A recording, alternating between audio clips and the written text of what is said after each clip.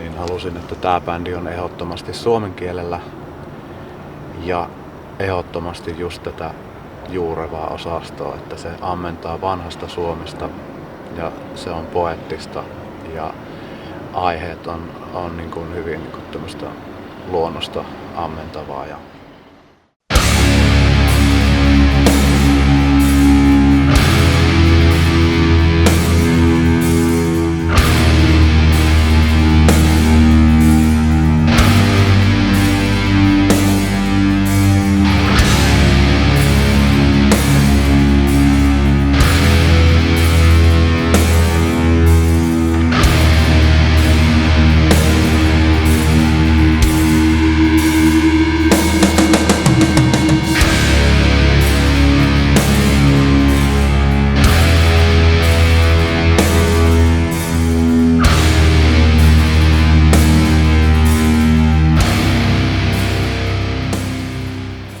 Tää lähti vähän niin kuin siitä, että haluan tehdä jotain hyvin erityyppistä musaa, mitä se Chaos Weaverin musa oli.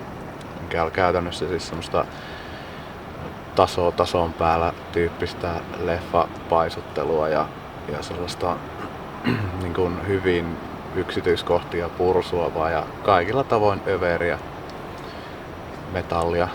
Mä haluaisin, että tehdään niin simppeliä ja niin kuin maanläheistä tämmöistä juurevaa kamaa kuin vaan niin kuin pystyn. Ja sitten myöskin testata, että mikä hienous siinä droppivireessä on, kun mä en ollut edes ikinä kokeillut droppivirettä. Ja sitten kun mä otin niin kuin kitaran kouraa ja rupesin niin kuin testailemaan erilaisia nuottiyhdistelmiä ja sointuja, niin sieltä löytyi sitten niin kuin avautui ihan täysin uusi maailma. Ja muistaakseni äänitin sinä ensimmäisenä päivänä, kun minä kokeilin droppivirettä Minä elän ja Uljas uusi maailma kappaleiden aika askeettiset demot, mutta demot kuitenkin, että periaatteessa riffit oli jo niinku kasassa silloin ensimmäisenä päivänä. Taisi olla seuraava päivä tai sama viikko, niin tuli Nostoset Algos ja joku, olisiko ollut Ikiune tai joku ekalle levylle päätynyt kappale. Siitä innostui älyttömästi ja oli tarkoitus niinku tehdä tästä semmonen yhden miehen projekti, että ei tarvitse katsella kenenkään meininkejä, että voi mököttää yksin studiossa ja äänittää mitä lystää. Mut sit siellä samaisella studiolla oli ollut myöhemmin bileet ja ne oli sit soitellut bileisiin osallistuneet tyypit omia projektejansa. Siellä oli muun muassa niinku Ajattaron jäseniä ja sit Chaos Weaverin tyyppejä ja mitä kaikkea se nyt olikaan ollut. Ja sit tää Kouta soittaa mulle sieltä, että mitä helvettiä, että jumalauta, miksi et sä kertonut, että sä oot tehnyt niinku näin kovaa kamaa, että onko nää oikeesti sun biisejä, että sun on pakko tehdä tästä bändiä ja ottaa minut soittamaan siihen. Ja se sitten oli väsäillyt niitä omia biisejä siellä ja sitten jossain kohtaa niitä kuunneltiin ja oli heti silleen, että jumalauta miten kovia biisejä. Nämä on pakko niinku äänittää kunnolla ja tästä pitää saada bändiä ja sitten vähän painosti. Ja sitten se yhtäkkiä rupesikin suoltamaan niitä biisejä ihan sikana enemmän ja sillä tiellä ollaan. Ja mä olin silleen, että no voi helvetti, että just oli ajatellut, että tekisi silleen hiljaisesti niin kuin yhden levyn yksinään, että ottais siihen rumpalin ja soittais kaikki muut itse. Mut sitten mä mietin sitä vähän aikaa, oli silleen, että no onhan se nyt paljon parempi ottaa siihen oikeat jätkät, kun eihän minä oo todellakaan mikään virtuoosi, joka soittimella tai oikeastaan millään soittimella edes kohtalainen. Sitten mä ajattelin, että otanpa nyt siihen niin kuin mahdollisimman lungit ja hyvät jätkät, jotka on todella kovia soittamaan. Mä olin ajatellut jo aiemmin, että ehdottomasti kysyisin Tieraa siihen soittamaan rumpuja, koska soitti ennen semmoista bändistä kuin Discard, mikä musa on dikkaillut tosi paljon ja on käsittämättömän lahjakas jätkää soittamaan. Siltä lähtee niinku rupeat soittaa mitä biisiä tahansa, niin sillä on komppi valmiina siihen. Se oli varmaan ekan kerran kun kuulin tästä koko hommasta, se oli varmaankin, olisiko ollut 2010 kesällä, kun Markus oli muuttamassa Kuopioon ja sitten jonkun hyvin railakkaan baari-illan päätteeksi törmäsin Markuksen tuossa Kuopion kävelykadulla ja Markus kysyi, että hän on tehnyt tämmöisiä biisejä, että tarvittaisi sinut soittamaan tähän. Jotenkin näin se meni, en muista. Muistikuvat on vähän hatarat siitä, mutta siitä se lähti ja siitä varmaan meni puoli vuotta ehkä ennen kuin oli niin kuin ensimmäisiä bänditreenejä. Jotakin biisiaiheita, joita kuulin kyllä tässä välissä, mutta sitten muistaakseni ekoissa bänditreenissä oli vaan minä ja Markus kaksistaan. Näin vanhaa Helsingin tuttua Usvaa sitten Kuopion Henrys pubissa. Oli silleen, että mitäs helvettiä se niin täällä tekee ylipäätään tässä kaupungissa. Ja sitten kävi ilmi, että se oli niin muuttanut tänne. Ja toki tiesin, että mies on äärimmäisen kova bassotaiteilija ja hieno mies muutenkin. Oli silleen, jo siinä niin tyyliin 30 sekuntia siitä, kun mä näin sitä, oli silleen, että jumalauta, toi jätkä on pakko tulla tähän projektiin tai tähän bändiin niin soittaa bassoa. Heavy-hommista tuli puhe siellä baarissa ihan luontevasti. Ja jotenkin aika pian siitä sitten päädyttiin bänditreeneihin. Tosiaan oli niin vaan yksi vaihtoehto laulajalle, että mietittiin helvetisti, että eikö tähän kukaan muu Suomessa voisi teoriassakaan käydä kuin Kotamäen Mikko. Ja onneksi Mikko lähti sitten tähän messiin. Että miten se bändiin levylle laulamaan tuleminen mulle myytiin, niin tuo toinen kitaristimies höpötteli ummet ja lammet, että no sieltä tulee vähän tällaista ja tällaista. Ja sitten mä olin vaan, että no, tuo ei niinku ideana kuulosta hirveän hyvältä, mutta sanotaan nyt kaverille, että joo. Sitten kun sain demot käsiin, niin sehän oli niinku ihan päinvastasta, mitä se oli taas mulle sanonut. Että se oli tavallaan niinku osu sit ihan heittämällä siihen kategoriaan, mitä niinku itse halusi tehdä myöskin. Mut joo, Petteri Kuset. Siinä oli kriteerejä laulajalle se, että pitää lähteä puhdas laulu hyvin ja siinä pitää olla tämmöistä niinku herkkää tulkintaa. Ja Mikollahan se herkkyys on siinä puhtaassa tulkinnassa hyvin vahvasti esillä. Et niin misantrooppi kuin se onkin se ihminen, niin se on kyllä hyvin rakastava myös. Ja mun mielestä se misantropia yhdistettynä sen tämmöiseen harvoille lämpöä osoittamiseen yhdistyy sen laulussakin sillä lailla, että se puhdas on herkkää ja sitten se brutaali osasto on hyvin väkivaltaista ja semmoista, että jos nyt ajattelee niin kuin maailmankin mittakaavalla tämmöistä murisevaa karvasta ihmistä, niin on se Mikko ihan niin kuin maailman huippuluokkaa siinä. Plus, että siinä piti lähteä myös tämmöiset niin kuin bläkkiskähinät ja Mikolla oli taustaa semmosesta muun muassa niin kuin Alcazatista ja niin kuin sitä Swallow Sonia aiemmista bändeistä, että sehän on ihan vanha pläky koko mies. Tervetuloa kuoleman laaksoon.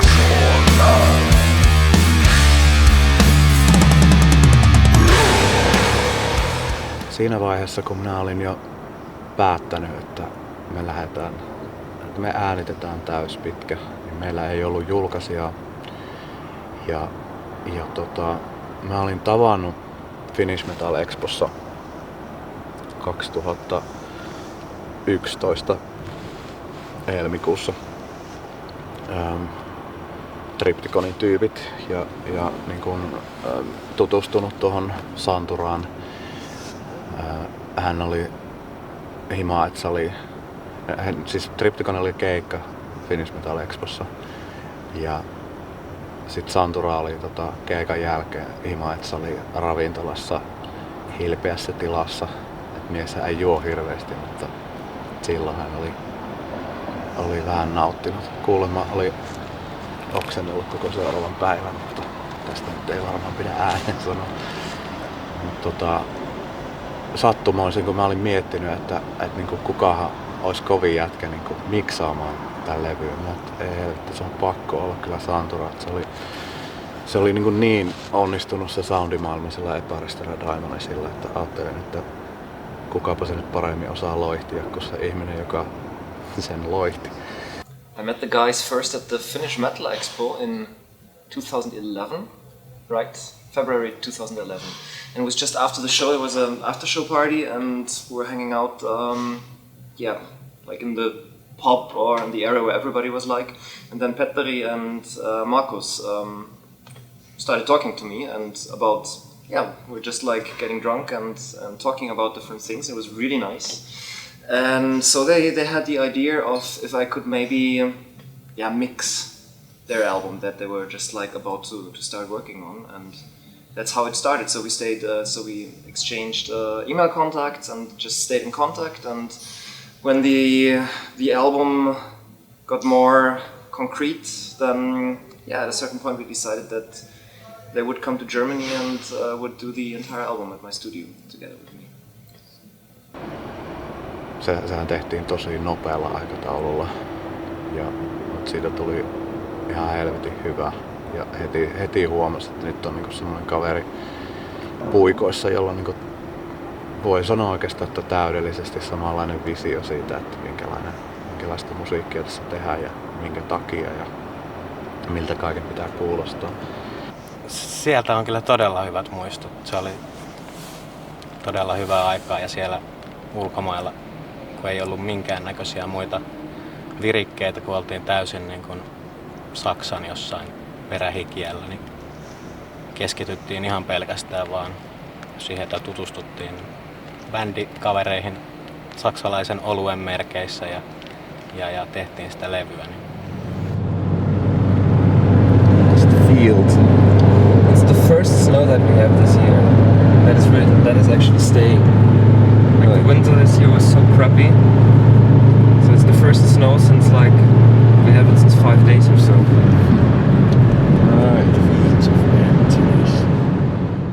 I really enjoyed the recording sessions for the first album. It was not so long, I think we're 10 days, and I did not record the vocals, everything else, but the vocals were then recorded in Finland. I think Petteri recorded them with Mikko.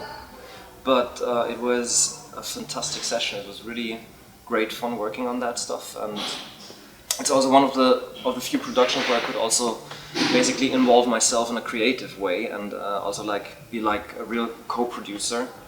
And well, that's way more fun than just like tracking instrument after instrument and just pushing buttons. It was really very nice and creative work, and also the personal atmosphere with the band is always really nice.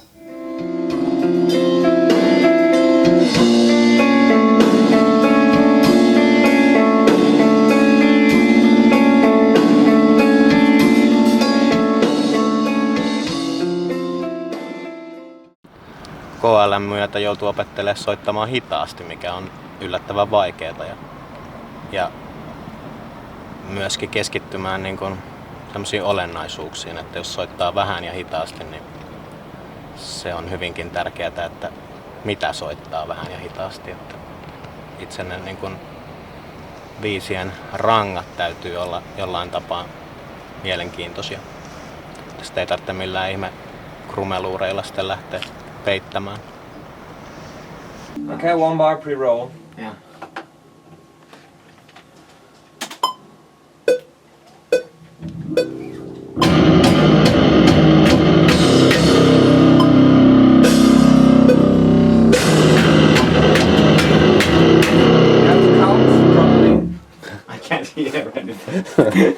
Rento meininki oli ja Nintendoa pelattiin paljon ja nautittiin saksalaisesta punaviineistä ja lähimarketin olutvalikoimista.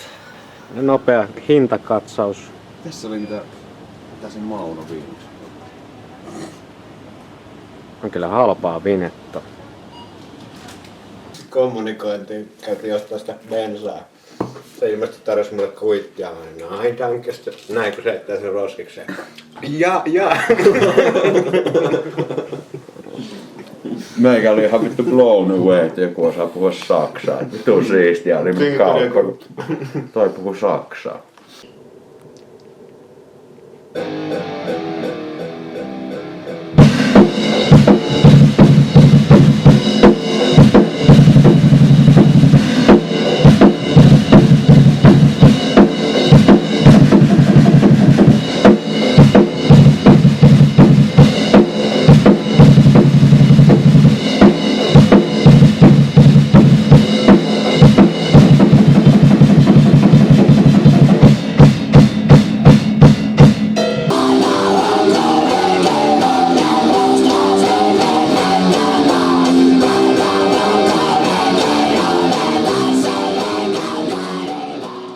Se levy saatiin masteroitua, niin mä sovin sen Santuron kanssa, että katsotaan, että saataisiko me diili, että kellekä sä lähetät tästä laskun, koska mä olisin myynyt minun rahastosijoitukset ja maksanut sen niillä,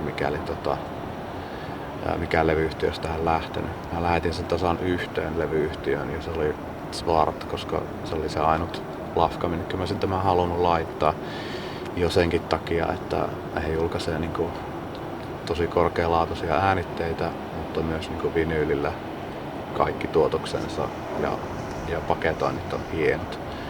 Seuraavana aamuna oli mailissa vastaus, että joo, että kyllä me julkaistaan tämä, että mihin lähetetään laskuun. Se kävi todella hyvin. Eli voisi sanoa, että tässä oli aikamoinen niin kuin, onnen sattumien aalto, että testaanpa nyt, että miltä droppivire kuulostaa ja että lähtisiköhän Kotamäen Mikko ja nämä minun hyvät muusikkokaverit tähän prokkikseen mukaan ja lähtisikö tämä lafka tähän, joka jonnekka nimenomaan se halusin ja lähtisikö tämä Triptykonin kitaristi vielä tuottamaan sen. Soitti kitarakin 5 biisiin, muistaakseni sillä kalmilla.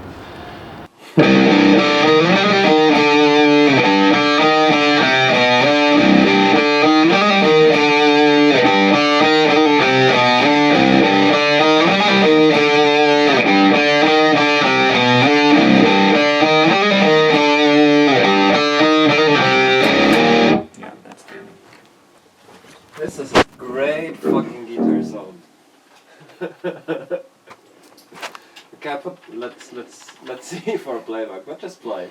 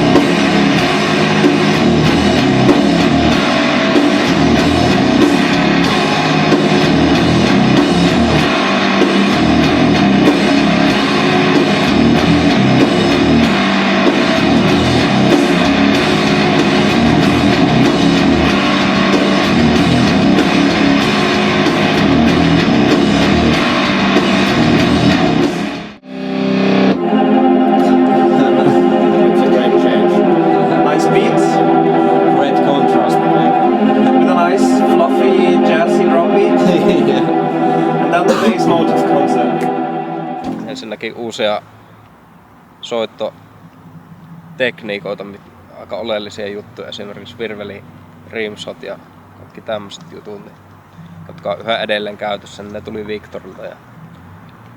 Ja myöskin se, että kaiken ei tarvi olla niin kuin, aivan niin kuin täydellisesti soitettu purkki. Riittää, että se kuulostaa niin kuin hyvältä ja se istuu siihen biisiin. No niin, rummut on done. Yeah.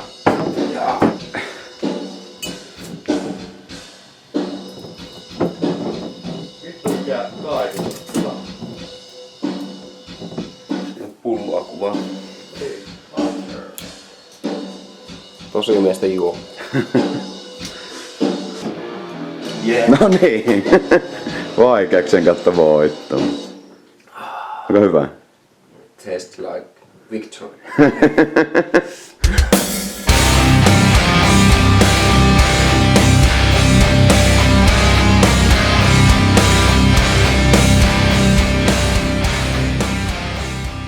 Siinä vaiheessa oli niinku,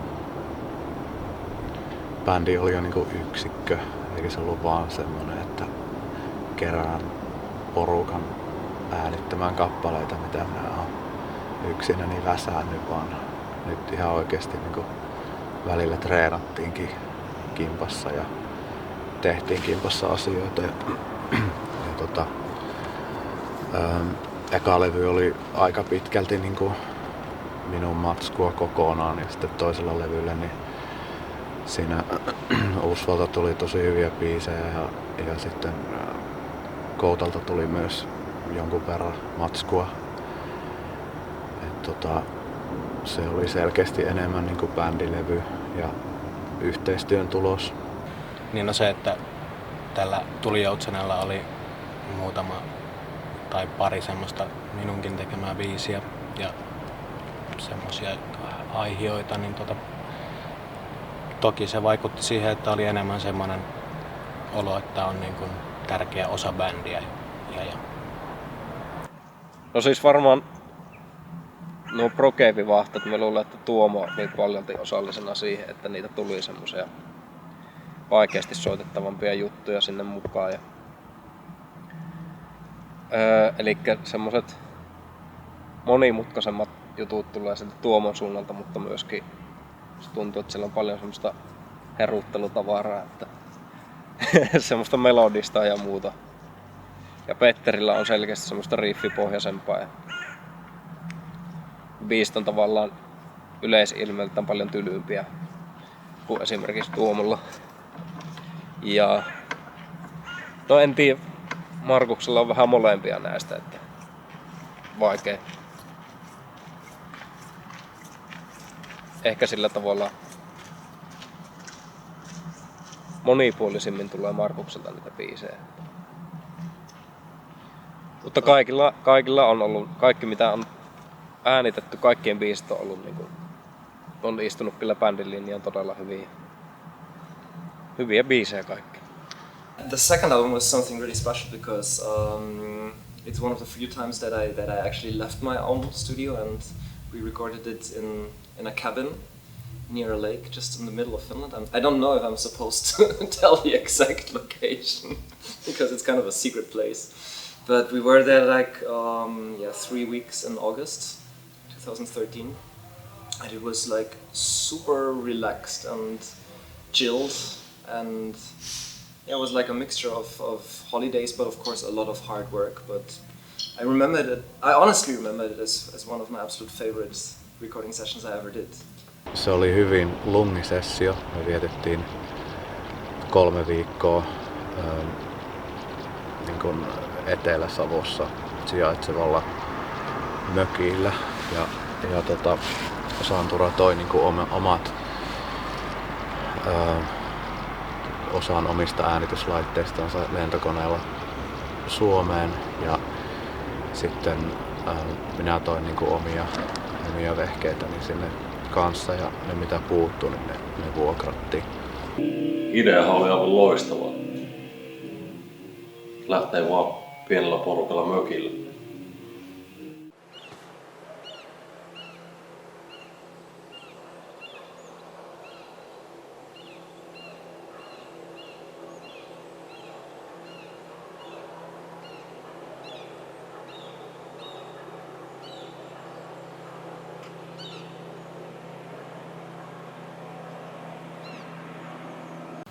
Se paikkahan on aivan täydellinen. Siis ihan huikea äänityspaikka. Ja sessio oli kyllä hyvin lepposa. Ei ole kyllä eläessäni aika monta kertaa elämässäni studiossa ollut ja kyllä ikinä ollut niin letkeätä ja sellaista rentoa ja niin kuin helppoa sessio. Kaikilla oli jotenkin tosi semmoinen lepposa fiilis ja se tuntui, että se äänittely oli vähän silleen, niin kuin, vaikka siis koko ajan kyllä se kovasti tehtiin töitä, mutta siis se oli silti sellaista vähän niin kuin, se meni siinä sivussa silleen, se hauskanpidon sivussa. Ja oli aika paljon vähemmän kosteja kuin se ensimmäinen sessio. Ensimmäinen päivä, kun me siellä oltiin, niin keskityttiin vaan siihen, että niin kuin pykättiin se niin sanottu studio pystyyn sinne mökille. Ja käytännössä se tarkoitti sitä, että mökin tupa oli soittohuoneet, sinne laitettiin rummut pystyyn ja keittiö oli sitten niin kuin tarkkaamotilaa. Eli käytännössä Victorin valtakunta.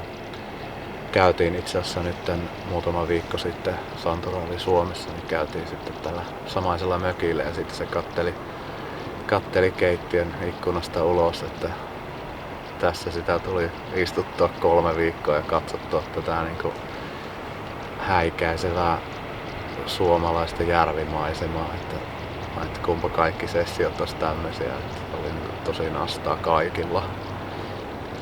Ja sitten siellä oli vielä niin kuin yksi huone, jossa oli sitten niin kuin mikitetyt kitarakamat sun muut. Että se oli sitä, että jos ne, jotka ei ollut äänitysvuorossa ja tämä, joka oli äänitysvuorossa, halusi rauhaa, niin sitten me mentiin tekemään puutöitä, hakattiin halkoja ja kerättiin ihan hulluna puolukoita ja mustikoita ja Usva rakenti niitä niin kuin päivä päivältä. Se prototyyppipiirakkakin oli ihan jumalattoman hyvä, mutta se kehittyi vaan niin kuin päivä päivältä. Yllättävän vähän me lihottiin kuitenkin session aikana. Varmaan siksi, kun ei ollut rahaa. Niin, sienestettiin myös ja kalastettiin ja tommoista, että se oli tämmöistä niin kuin omavaraistalouselämää, hippikommunimeininkiä ja juurevaa toimintaa, niin kuin musiikkikin lähti just siitä, että nyt ollaan luonnossa ja metsässä, niin me oltiin luonnossa ja metsässä kirjaimellisesti. Ja ei nyt metsästetty, mutta hankittiin aika paljon rompetta järvestä ja metsästä. Ja itse asiassa vähän poimittiin vääriäkin sieniä ja oltiin Usvan kanssa 2 päivää ihan poissa pelistä ja oksenneltiin vaan vuorotelle huusissa. Ja tällä Saksan vahvistuksella ei ollut minkäännäköistä oiretta, että se oli elämänsä kunnossa. Hänhän oli tosi innoissaan siitä, että se oli niinku elokuun puolivälistä niinku elokuun puoliväli ja syyskuun eka viikko 2013, kun me siellä oltiin. Elikkä ei mitään tämmöistä hellekeliä. Santura ui siellä joka ainut päivä ja Sauna Timo. Ja hän ei ollut myöskään ikinä soutanut ja muuta. Niin se oli niinku sillekin tämmönen tosi kokemus, tämmönen elämysmatkailureissu siinä samalla, että äänitettiin siinä lomassa, niin aika hyvä levy ja ihan kohtalainen EP. Se on yksi erityisen hieno piirre Kuolemanlaaksossa, että kaikkia bändin jäseniä yhdistää rakkaus ruokaan ja intohimo sen valmistamiseen. En tiedä mistä se on lähtenyt, mutta ruoan valmistaminen on periaatteessa vähän niin kuin musiikin tekeminen. En enää lähtisi tekemään musiikkia ihmisten kanssa, jotka ei ole kiinnostuneita tekemään hyvää ruokaa. Käytännössähän me oltiin siellä niin kuin koko aika, niin minä ja Usva ja Santura niin ekasta päivästä viimeiseen. Että Tiira kävi äänittämässä omat rumpunsa ja sitten häipyi niin kuin siviilielämänsä pariin ja samoin Kouta, että se oli rumpuäänitykset ja sitten se äänitti omat kitaransa, siis sekä täyspitkän että EP:n kitarat 1,5 päivässä.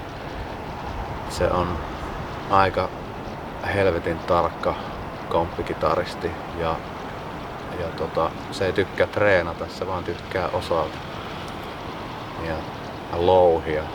Se lyö sitä kitaraa lujasti. Ja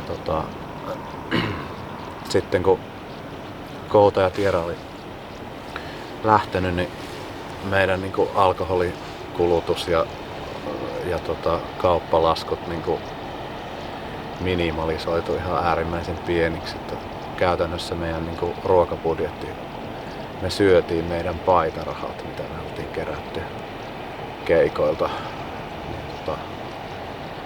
siellä, että pystyi kolme viikkoa ihan hyvin elämään. Ja sitten taas kun 4 viimeistä päivää, kun Kotamäki oli siellä, niin ai herra. Viimeisenä yönä minä ja Usva oltiin siinä keittiössä eli tarkkaamossa, juteltiin Santoron kanssa ja Kotamäki oli yksinään siellä tuvassa keinutuolissa ja alkoholia kuluttaneena jonkun verran siinä viimeisen 4 päivän aikana. Sitten kohta kuuluu hirveä rymähdys. Kaikki menee, että mitä helvettiä on just tapahtunut. Kotamäki makaa sen kyljellä siinä keinutuolin vieressä. Ja, mitä tapahtui? Minä vähän tipahin. Aha, joo. Sitten laulutaiteilija vietiin omaa huoneensa nukkumaan, että ei tipu uudestaan eikä huonosti. It was a really weird recording session because I'm not. Marcus has that little device that measures the level of alcohol in your blood, and I think I don't know if I'm supposed to tell that, but I think his alcohol level never dropped below 1.1 promille. That's in the mornings, you know, when he got up, and so first he had to refill his level, and he was like, I think according to him it was his most drunken recording session ever. But it's quite amazing that he's still like, basically Marcus is evolving he's writing the lyrics and he's basically also doing almost all of the vocal lines, and Mikko is, doing what he's been told, mostly, unless he has better ideas or different ideas. But it was still quite amazing that he was just like listening to the ideas, heard them 2 or 3 times and then just nailed it. Even though he was not really sober, he still had a very fast, he picked up all the ideas extremely fast and has a very, very fast musical understanding, and you see all his experience. I don't know how many albums he recorded already, but I guess it's dozens of different albums that he recorded in his life, and so he's really fast. But yeah, I think the additional variation of the album is also due to the music. It was a natural thing that the vocals evolved that way, that there are more melodic vocals on it, more variations when it comes to like high-pitched screaming vocals or growls. I think it's a natural thing, and he has it in him. No Victor on ensinnäkin helvetin mukava jätkä. Ja siis kun aika monenlaisten nauhoittajien kanssa sitä on tullut tehtyä hommia, niin siinä on oikeastaan semmonen yksi aivan helvetin iso plussapuoli kyllä Victorissa, että se tekee niitä hommia fiiliksellä. Eli jos niinku, koska niinku kaikki, jotka vähänkin ymmärtää musiikista, niin ymmärtää ehkä sen, että jos sä välillä vedät puolisävelaskelta pieleen, se ei tarkoita, että se koko homma on pilalla, jos siinä on vitu hyvä fiilis. Ja sit sillä on sellainen tietty, mikä sopii tosi hyvin tähän bändiin, että se ei niin kuin halua, että ne biisit tehdään, että kaikki äänitetään silleen niin kuin tosi tarkasti ja tiukkaan klikkiin ja näin päin pois, vaan sinne jätetään sellainen elo niihin biiseihin ja ne saa elää ihan rauhassa ja niitä klikkiraitoja fiksaillaan sitten vähän aina sen mukaan, että mennään tavallaan aina biisiehdoille ja Victor on niin kuin jotenkin todella hyvä siinä. Victorin kanssa on kehittynyt aika hyvä semmoinen tuottajasuhde, että hän osaa juuri oikeista naruista vedellä ja tietää milloin pitää tulla halaamaan ja milloin täytyy potkia perseelle. Mun mielestä eka levy on tosi niin kuin loppujen lopuksi riffivetoinen, kun taas toinen levy on huomattavasti niin kuin sointu ja melodiapohjaisempi. Et siinä on ehkä, et minä koin sen henkilökohtaisesti niin, että siinä oli selkeä niin kuin kehitysaskel johonkin suuntaan. Että se oli niin sanotusti My Dying Brideimpi, eli se oli niin kuin, se ei ollut niinkään vihainen tai aggressiivinen, vaan se oli niin kuin melankolinen ja tosi kaunis niin kuin sillä tavalla, miten melankolia voi olla kaunista.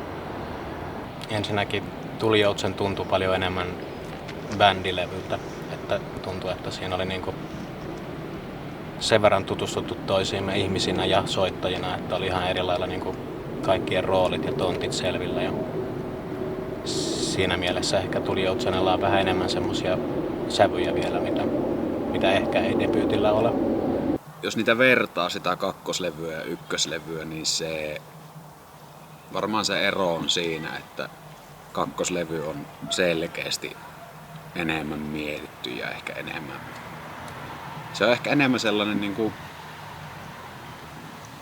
siitä kuulee sen, että bändi on soittanut kimpassa vähän ja biisit, ehkä niitä biisejä on niinku tavallaan työstetty enemmän kimpassa myös. Tai niitä on soitettu enemmän ennen sitä äänittämistä. Ja onhan ne nyt niinku sävellyksiltäänkin aika paljon monimuotoisempia kuin se ensimmäinen. Se ensimmäinen levy on kuitenkin aika semmoista riffikeskeistä. Tuolla toisella levyllä on jo vähän niinku muutakin kuin vaan niitä riffejä riffin perään. Eka levy on niinku todella, nyt jos sitä kuuntelen, niin se kuulostaa tosi yksinkertaiselta ja sellaiselta aika jopa yksipuoliselta itselle, että toisella levyllä on niinku paljon enemmän vaihteluja. En tiedä voinko meidän tapauksessa puhua progressiivisesta musiikista, mutta enemmän sellaista progressiivista meininkiä. Koska biisimateriaali vaihtelee ihan yllättävänkin paljon tuon tyylisuunnan alla. I think the second album, well, the first album sounds a lot like Triptykon inspired, if I dare to say that. And I think with the second album, it definitely still sounds like Kuoleman Lokso. But it sounds more like Kuoleman Lokso in my opinion. It doesn't sound like, the Triptykon influence is not that obvious anymore in my opinion. It sounds like a band with its own identity, for sure. Eka levy, oiskohan meillä ollut 9 äänityspäivää. Toka levyllä kun tiedettiin, että nyt äänitetään myös EP ja kappaleita on runsaasti, niin minä sain tämän ajatuksen jotenkin, vai olikohan se Kouto, myytyä levyyhtiölle, että nyt tulee 2 julkaisua, nyt me tarvitaan paljon enemmän aikaa. Ja he ostivat tämän ajatuksen, mikä oli ihan helvetin siistiä, koska meillä oli oikeasti aikaa työstää niitä biisejä. Jos meillä olisi ollut niin kiire kuin ekalla levyllä, niin siitä ei olisi tullut niin hyvää. Meillä oli muun muassa 1 päivä varattu niin kuin kaiken niin sanotun ylimääräisen äänityksille, niin kuin muun muassa tuohon Glastonbury-lehtoon. Niin siihen äänitettiin niin kuin handclapseja ja sokeripussi paukutusta ja Pepsi Maxi-pulloa pistettiin hiekkaa ja tehtiin sitä shakeria. Kaikkea mitä riisiä ja muuta keittiöstä löydettiin, niin äänitettiin niitä plus kaikkea muuta fiilistelyä, mitä niinku vaiheessa olleet tai niinku tavallaan jo valmiit kappaleet niinku tartti.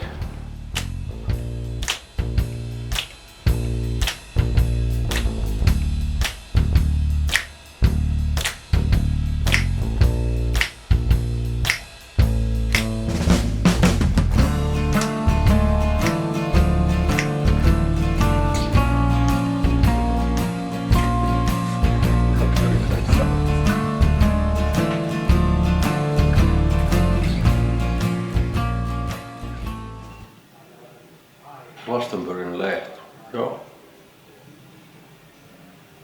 Sehän oli vitu hauskaa. Ja siis siinähän tavallaan venytetään sitä korniuden rajaa aika korkealle. Mutta siis kyllähän siinä tietysti kun oli monta päivää, tai pari päivää rakstanut menemään, niin sehän oli semmonen raikas tuulahdus siihen päivään ja siihenkin löydettiin oikeat substanssit. Se huilii paikoillaan, lehto on aivan hiljaa, se odottaa. Pimeän tuhannet katalat silmät kiiluu, kun portti aukeaa. Pelko on avain, pelko on avain. Sitten me päätettiin, että kun luonnon keskellä ollaan, ja kamppeet on niin tässä, että äänitetään tätä autenttista luontoa. Me äänitettiin monta tuntia semmoista niin luontoambienttia niin sanotusti yöllä. Kirjaimellisesti niin lepakot liiteli siinä niin laituri ympäri ja niin veden pinnan päällä ja muuta. Ja mullahan on ollut aika kova pöllefiksaatio jo 25 vuotta, minkä muistaa hyvin siitä, että Twin Peaks tuli silloin ensimmäistä kertaa. Sattui just, että siellä alueella ei hirveästi ole pöllöä. Mä oon ikinä ennen kuullut, olen monta kertaa käynyt siellä, mutta en ikinä kuullut pöllöä, niin sattui just olemaan sinä yönä pöllö, mikä on Glastonburin lehtokappaleen alussa. Mutta siellä se levyhän ei ole mistään kohdasta täysin hiljainen. Siellä kuuluu se luontoambientti ääni tosi hiljaisesti siellä taustalla kaikissa kappaleiden väleissäkin. Tuskin moni on huomannut, mutta nyt tuli sekin paljastettua. Siellä kuuluu lepakoiden suhinaa. Kuolemanlaakson tekstit on kyllä aivan niin kuin oma maailmansa ja varmasti on niin kuin sellaista tekstiä, että sitä ei kyllä ole muilla. Että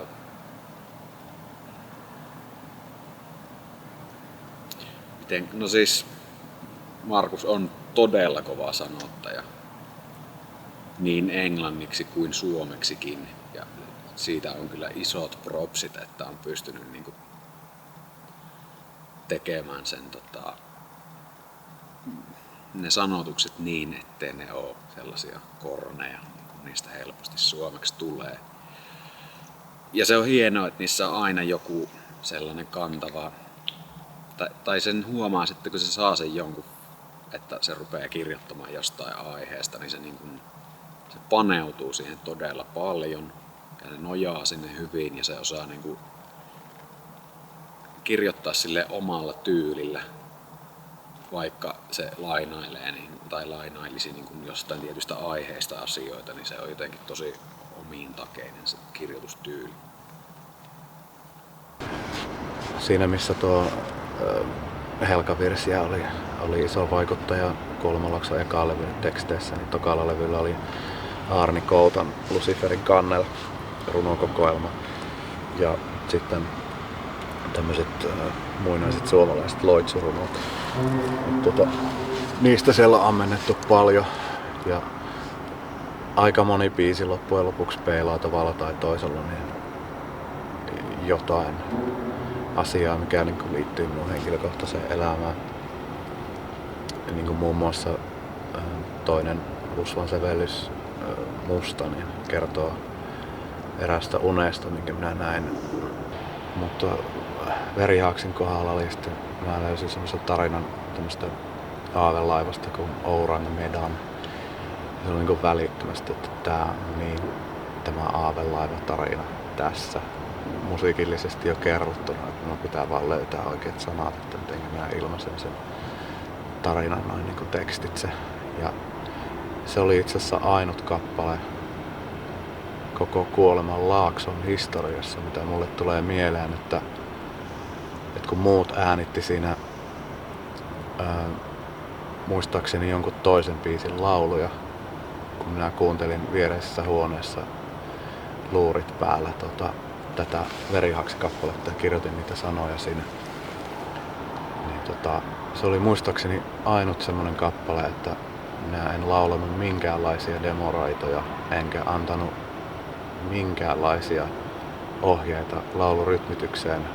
Mulla yleensä soi aina sen laulumelodia ja rytmitys päässä siinä samalla kun minä kirjoitan. Minä vaan vein ne biisin sanat, että tuossa työstäkää tästä. Että Usvahan siinä oli sitten tärkeässä roolissa niissä laulurytmityksissä, koska se oli hänen biisissäkin, niin totta kai se on suotavaa, että kappaleen tekijä päättää enimmäkseen sen, että miltä se kuulostaa. Plus sitten, että toki Kotamäki oli siinä myös mukana ja Santura. Että siitä tuli mun mielestä yksi kovimmista biiseistä, mitä tämä bändi on ikinä tehnyt. Loksahti palaset aika hyvin paikalleen.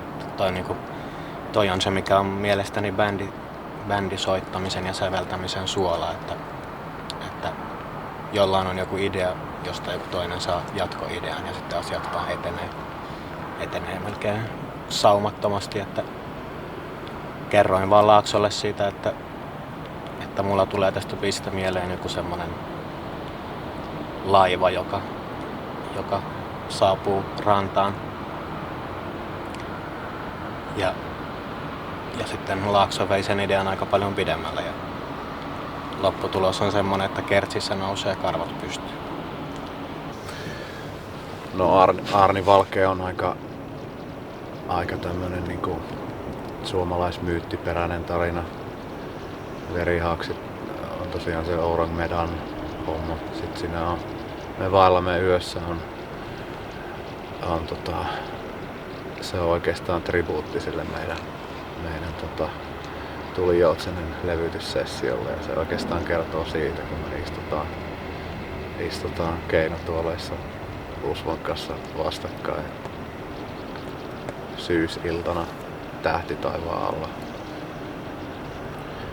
Arpeni on taas sitten siinä yhdistyy niin kuin, näkkimyytti ja lukijojan parhaan ystäväni kuolema hukkumalla, mikä oli erittäin kova pala itselleni.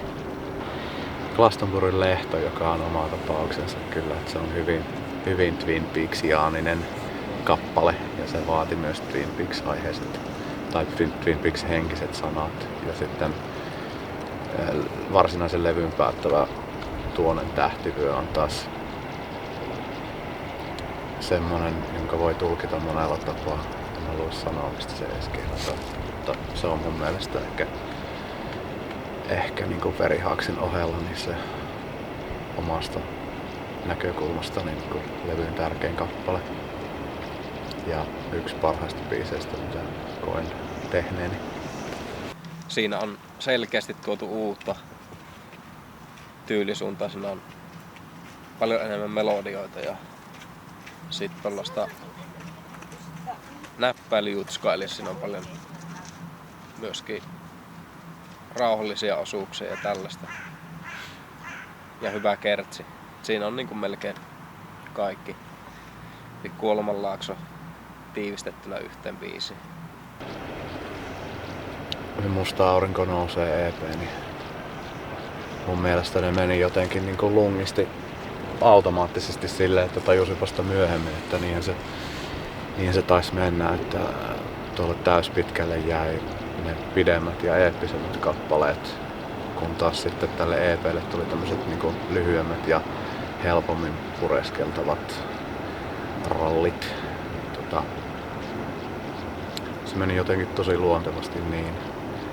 Ja itse halusin tehdä tosi paljon Musta aurinko nousee coverin monestakin syystä, josta yksi on se, että arvostan todella paljon Juisea tekstittäjänä. En ehkä välttämättä riimiparien yliviljelijänä, vaan niin kuin, että sillä on uskomattoman paljon sisältöä hienosti puettuna niihin sen kappaleisiin. Ja tuo kappale on jo niin nimeltäänkin hyvin Kuolemanlaakson henkinen. Se ihan hyvin olisi voinut olla Kuolemanlaakson kappaleen nimi. Tykkään kyllä sitä biisistä, mutta muistan kun me äänitettiin sitä kappaletta ja varsinkin kitarataiteilija Kouta, niin se ei niin kuin ymmärtänyt, että miksi tuo kappale pitää äänittää. Se oli aika lailla sitä vastaan. Ja sitten mä olin siinä mökin kuistilla just menossa sisään, kun ovi lävähtää auki. Ja Kouta tulee sieltä just tätä kappaletta, että se saa just sen äänitettyä sen kappaleen. Ovi lävähtää auki. Voi vittu kun on paskabiisi, ei helvetti kun on paskabiisi, voi vittu. Meipä ite sen jälkeen sinne, että niin joo, nyt pitäisi äänitellä nämä omat kitarat ja olla jotenkin innoissaan ja hyvällä fiiliksellä tästä. Mutta onneksi jokainen bändin jäsen oli kuitenkin tyytyväinen tähän lopputulokseen, että siitä tuli mun mielestä tosi hyvä. Jotenkin siitä ei vaan osannut näästä, mutta siis hyvähän siitä tuli. Siitähän tuli itse asiassa ihan helvetin paljon parempi kuin mitä odotti. Ja siinä itse asiassa kävikin sellainen hauska, että silloin kun mä soitin ne omat osuuteni siihen, jotka oli siis itse asiassa aika minimaalisia muistaakseni, niin kuin siinä biisissä, niin sit se oli vaan itsellä silleen, että no, se on, joo, että se on ihan hyvä ja että saa sitten muut jatkaa ja tehdä sitä oikeasti hyvää. Sitten kun sen kuuli niin kuin niiden laulujen kanssa ja silleen valmiina, niin olihan sen, siis mä en silleen tehdä perseelle, niin se on ihan oikeasti aika hyvää. Niin helvetin skeptisesti suhtaudun tähän, mutta sitten tavallaan kun kuuli sen sovituksen siitä, kyllähän sitähän siinä lauluvaiheessa piti itse asiassa aika paljon, tai no ei paljon, koska nehän kaikki muut hommat vedettiin siinä aika identtisesti, paitsi se kertsi, mitä ei niinku, se ei vaan olisi sillä laulumelodialla voinut toimia niillä soinnutuksilla siellä. Niin kyllähän sit hyvä tuli ja sit tavallaan ymmärsin sen pointin, mutta en mä vaan alkuperäisestä versiosta en vaan yksinkertaisesti pidä. Sallittakoon se. Ja nykypäivänä oikeastaan EP-julkaiseminen on suhteellisen, etten sanoisi typerä idea, koska ei ne täyspitkät levytkään hirveän hyvin myy, mutta kyllä mä näkisin, että se oli ihan perusteltua sinänsä tehdä se, koska siihen ei ne biisit, ne omat biisit, mitkä siihen sitten tuli, niin eihän ne ollut mitään ylijäämäkamaa, vaan niillä oli ihan perusteltu paikka se. Tulijoutsenan jälkeen saatiin soittaa muutamat oikein hyvät keikat. Oltiin Insomniumia lämpäämässä Sirkuksessa ja taisi olla tupa täynnä. Ja samoin päästiin Ville Valon käsin valitsemana, omin sormin valikoimana lämpäämään Himiä Tavastialle, ja se oli varmaan KL:n uran, tähän asti sen uran yksi isoimmista jutuista, täytyy sanoa. Ja oli myös aika hämmentävää, että ensimmäistä kertaa meidän yleisössä oli naisia. Jopa huomattavan paljon. Kyllä. Joskin järkyttyneitä semmosia.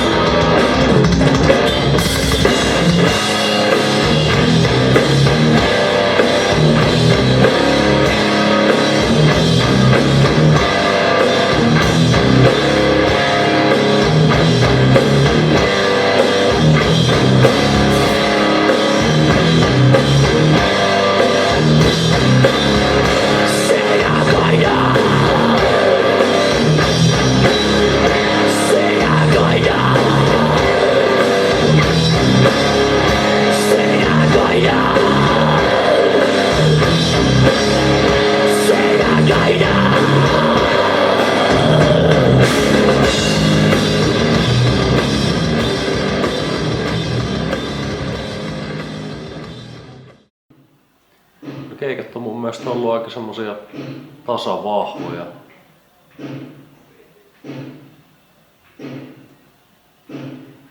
Ja sitten loppupeleissä meillä on aina ollut silleen, kun kaikki asuu vähän eri puolilla, harvoin nähdään, niin sekin tekee niistä aika tasavahvoja silleen, että harvoin, se ei ole kovin montaa kertaa vuodessa, kun ollaan koko porukalla yhdessä. Se tekee niistä ehkä niinku kivillä.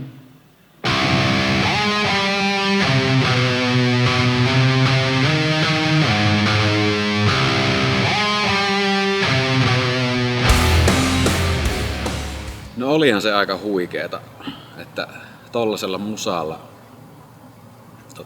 päästään noinkin korkealle listasijoituksille, niin kyllähän se nyt niinku hiveli mieltä. Että kiitos vaan kaikki levyä ostaneet. No ei mun mielestä ton tyyppistä suomenkielistä metallia oikeastaan tehty edes. Että just nimenomaan Tulijoutsenalla ne vaikutteet on niin monipuolisia, että harvalla levyllä kuulee sellaista folkki-himmailua ja sit siellä on ihan niinku death metalliksi luokiteltavaa tavaraa myös samalla levyllä. Ja kaikki kuulostaa kuitenkin samalta bändiltä. Vahvuudet on ihan helposti siinä, että kaikki on niinku juuri sopivalla tavalla hällävälijätki.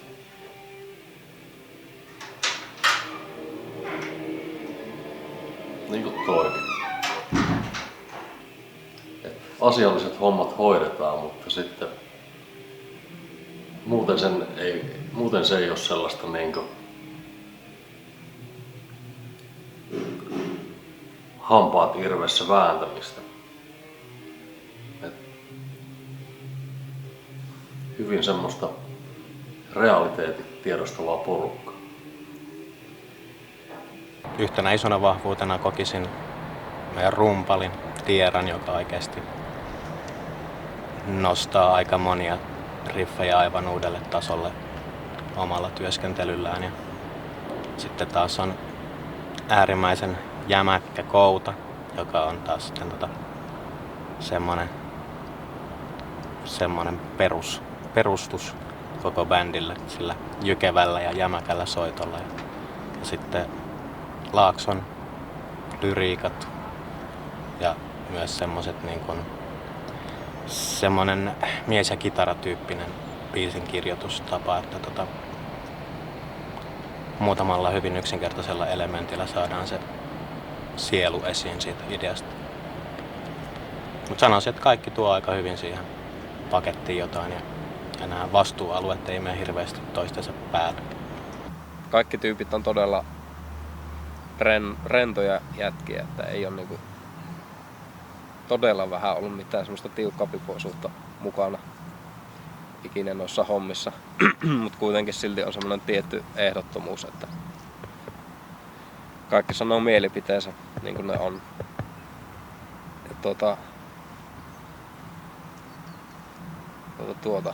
No siis vahvuudet soittajina on ehdottomasti semmonen jämäkkyys oikeastaan kaikilla. Ja se, että pitäytyy siinä niin sanotusti yksinkertaisessa soitossa, että ei yritä kikkailla mitään ylimääräistä. Se yleissointi on semmonen jämäkkä ja groovaava. Äärimmäisen iso osa, minä näkisin, että todella suuri osa Kuolemanlaakson soundista tulee bassosta ja rummuista. Että ne bassokuviot ja ne bassojutut, mitä siellä on, muokkaa ihan älyttömästi niitä biisejä siitä, kun ne niin kuin demotetaan. Ja sama homma rumpujen kanssa. Se on varmasti niinku... Tämä bändi ei olisi lähellekään niin kova, jos tässä ei olisi niin nimenomaan juuri nämä henkilöt soittamassa rumpuja ja bassoa. se on mun mielestä todella iso osa tätä bändiä. Kyllä meillä on niin tarkoitus, kun aika on oikein ja biisit on kunnossa, niin ottaa yhteys taas Santuraan. Ja ei me varmastikaan Kuoleman Lakso, en usko, että tekee ikinä levyä kenenkään muun kanssa kuin Santuran. Et jos hälle ei käy, niin sit odotetaan ja tehdään sit kun käy. No, tuosta tulijoutsenesta on aika hankala laittaa paremmaksi, mutta tietysti toiveessa olisi, että kolmannella täyspitkällä voisi laittaa vielä siitä paremmaksi. Koska niin.